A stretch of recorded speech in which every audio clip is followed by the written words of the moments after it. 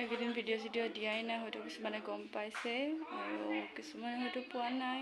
যি কি নহওক, আজি ভাবিছোঁ অকণমান আইতাৰ শ্ৰাদ্ধৰ স্মৃতিবোৰ মোৰ ফেচবুকৰ প্ৰফাইলটোতে সাঁচি ৰাখিম বুলি। তাৰ কাৰণে আজি ভাবিছোঁ অকণমান ভিডিঅ' কৰিম বুলি, নাজানো পাৰোঁ নে নাই।